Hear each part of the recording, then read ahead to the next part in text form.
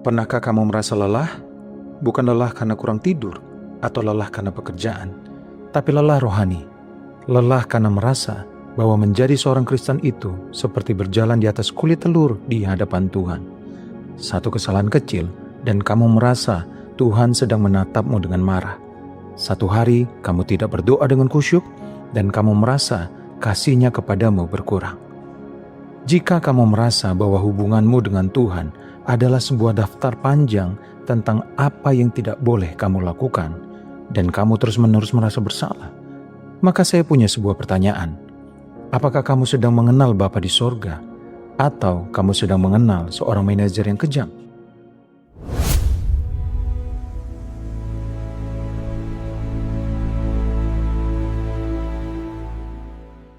Selamat datang kembali sobat di Jejak Kristus.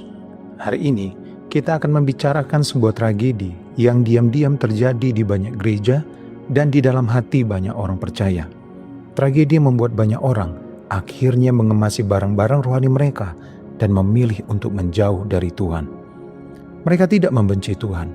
Mereka membenci karikatur Tuhan yang diciptakan oleh agama. Mereka menjauh karena mereka telah diracuni oleh penyalahgunaan hukum. Banyak dari kita dibesarkan dengan pemahaman bahwa hukum Tuhan adalah sebuah tangga.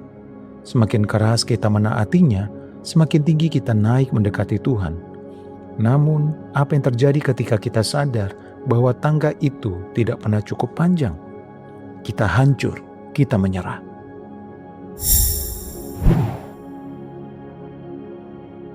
Dalam 10 menit ke depan, mari kita bongkar kesalahpahaman terbesar ini. Kita akan melihat bagaimana hukum yang seharusnya membawa kita pada kebebasan justru seringkali diubah menjadi penjara. Dan yang terpenting, kita akan menemukan kembali wajah Bapa yang sebenarnya.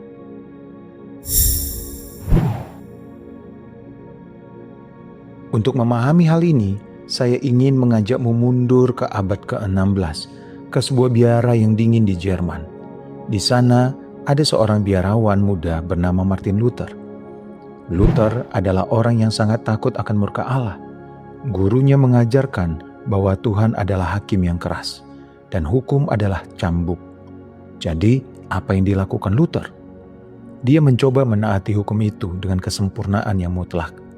Jika dia melakukan dosa sekecil apapun, dia akan pergi ke ruang pengakuan dosa selama 6 jam berturut-turut.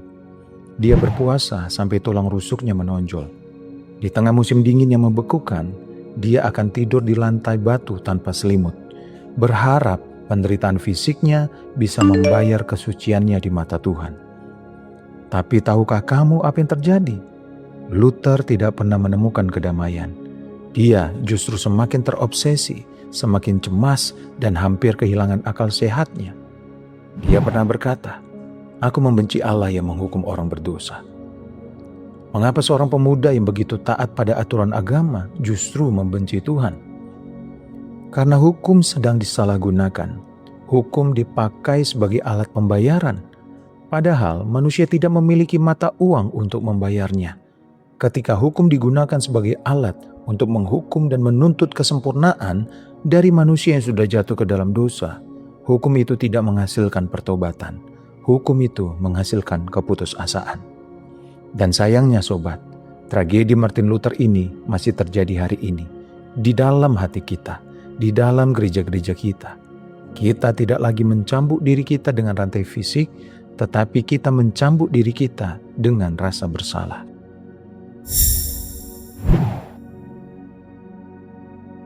Rasul Paulus dalam 1 Timotius 1 ayat 8 berkata, "Kita tahu bahwa hukum Taurat itu baik kalau orang mempergunakannya menurut cara yang benar."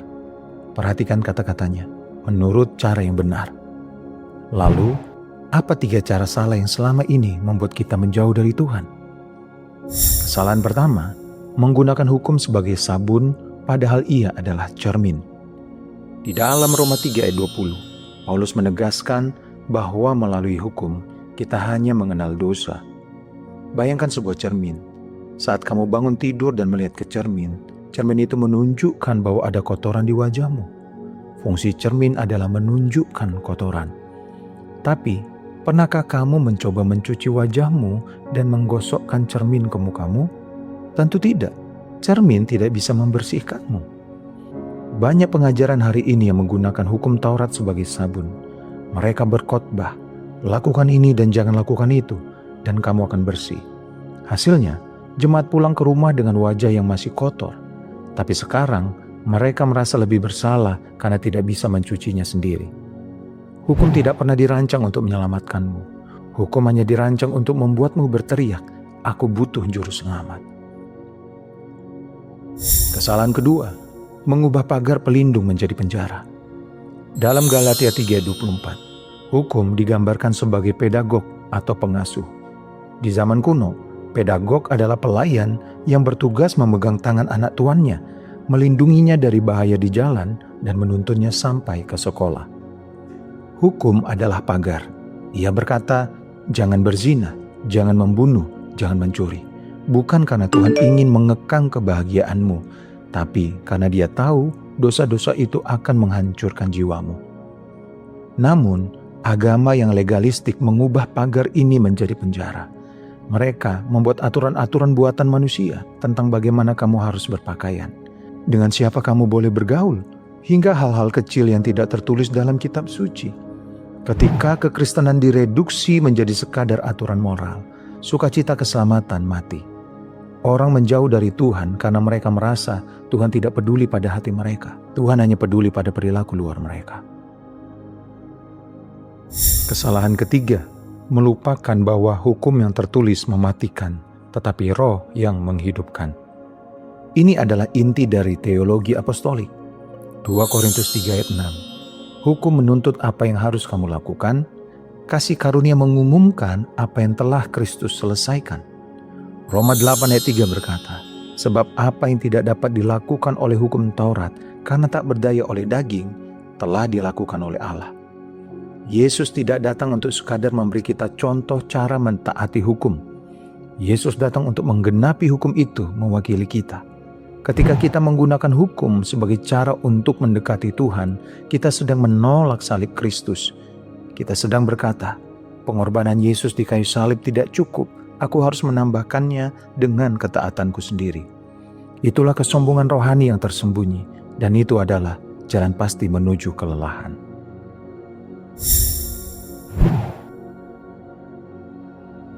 Jadi sobat, bagaimana kita menerapkan kebenaran ini besok pagi saat kamu membuka mata? Ketika kamu bangun dan langsung menyadari bahwa kemarin kamu gagal, kamu marah pada pasanganmu, atau pikiranmu tidak suci, apa yang biasa kamu lakukan? Naluri keagamaan kita akan berkata, Tuhan maafkan aku. Mulai hari ini aku berjanji akan berbuat lebih baik. Aku akan berdoa lebih lama. Itu adalah suara hukum. Itu adalah suara si tua Adam yang mencoba memperbaiki dirinya sendiri. Dan itu tidak akan berhasil. Sebaliknya, cobalah merespons dengan suara kasih karunia. Katakan begini, Tuhan, aku gagal. Aku tidak bisa menyelamatkan diriku sendiri. Tapi aku bersyukur bahwa ketaatanku bukanlah dasar bagi Engkau untuk menerimaku. Dasar penerimaanku adalah darah Yesus yang telah tertumpah. Aku datang kepadamu bukan dengan mengandalkan kebenaranku, tapi dengan mengandalkan kebenaran Kristus. Lihatlah perbedaannya. Hukum membuatmu lari dari Tuhan karena rasa malu, sama seperti Adam dan Hawa bersembunyi di Taman Eden. Tetapi kasih karunia membuatmu lari kepada Tuhan, sama seperti anak yang hilang pulang ke pelukan bapaknya. Tuhan tidak mencari pelayan yang sempurna. Dia mencari anak-anak yang tahu bahwa mereka dikasihi tanpa syarat. Mari kita berdoa sejenak dimanapun kamu berada saat ini. Bapa, jika ada hati yang sedang mendengarkan suaraku saat ini yang merasa hancur karena merasa tidak pernah cukup baik untukmu, tolong lepaskan beban itu dari pundak mereka sekarang juga. Ampuni kami karena seringkali kami mencoba membeli kasih-Mu dengan ketaatan kami. Ampuni kami karena seringkali kami lebih takut pada hukuman-Mu daripada kami merindukan hati-Mu. Terima kasih karena hukum telah menuntun kami pada titik di mana kami sadar kami tidak berdaya, sehingga kami bisa jatuh ke dalam pelukan kasih karunia-Mu. Hari ini Bapa, kami berhenti berusaha. Hari ini kami beristirahat di dalam apa yang telah diselesaikan oleh Yesus di atas kayu salib. Sudah selesai katanya. Dan kami percaya itu. Dalam nama Yesus kami berserah. Amin.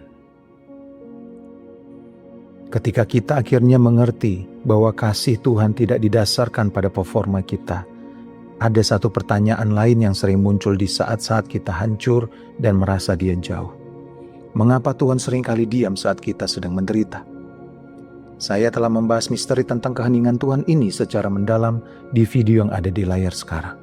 Klik videonya dan mari kita lanjutkan perjalanan rohani kita di sana. Terima kasih sudah meluangkan waktumu di Jejak Kristus hari ini. Berjalanlah dalam kasih karunia dan sampai jumpa di video berikutnya. Dibebaskan oleh firman, dikuatkan oleh kebenaran.